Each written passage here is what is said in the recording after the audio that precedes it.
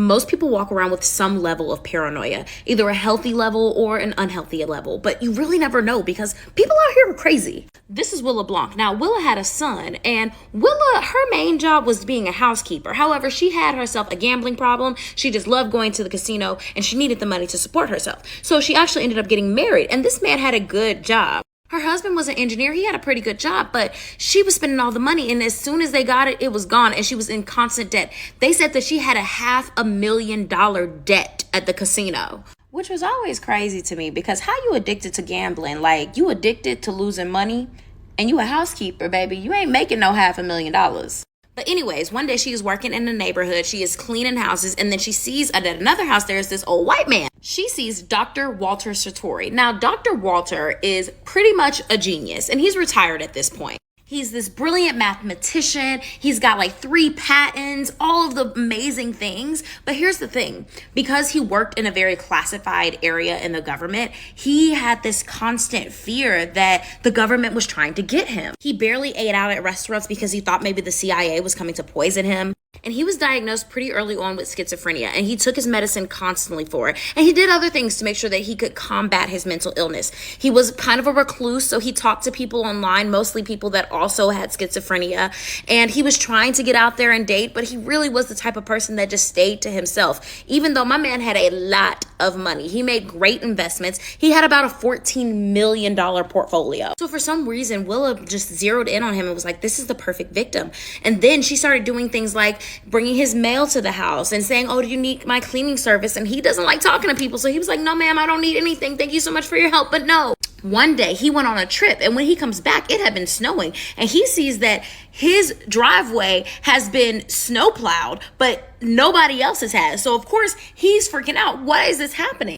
She comes back and she's like, oh, I had my son shovel the snow for you. I just wanted to help out. Do you need anything else? And then he also realizes that his mail has been opened, meaning his bank statements have been opened. This girl has figured out that he is worth a lot of money. To his friends that he spoke to online, he was like, I don't really know about her. Like, she's always coming over. She wants to sit and chat. And I don't really want to talk to her. Maybe she's trying to case the joint. I don't know. And then another day she comes over and he's trying to, get her out of the house. And she ends up hitting him and kidnapping him and bringing him to her house. She throws him into the basement and then tells her son to go down to the basement as well. And then says, you need to take care of this old man. And her son is like, who is this? And I want to remind you that she's married and has a husband this whole time. And her husband did not know that there was a grown man in her basement. She locks her son and him down in the basement and only feeds him sometimes. When her son actually took the tape off of Walter's mouth, Walter was like, give the CIA whatever they want. Give them whatever they want, please.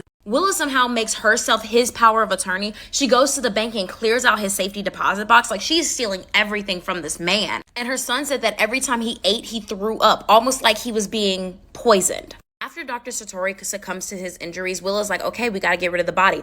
Puts him in her truck and then heads out to a friend's house that owns a whole bunch of acres of land. And do you know that she got in a car accident on the way there? But y'all gonna have to listen to the podcast to hear those details. She then gives the bag to her friend and says, it's a dead dog. I accidentally killed my neighbor's dog. Please burn it. He's like, we can bear it. She said, no, burn it.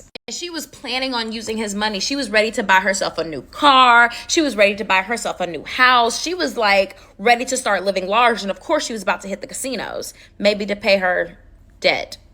Now, Dr. Sartori didn't have a whole bunch of friends and family, so people weren't really looking for him, which really made him the perfect victim for Willa.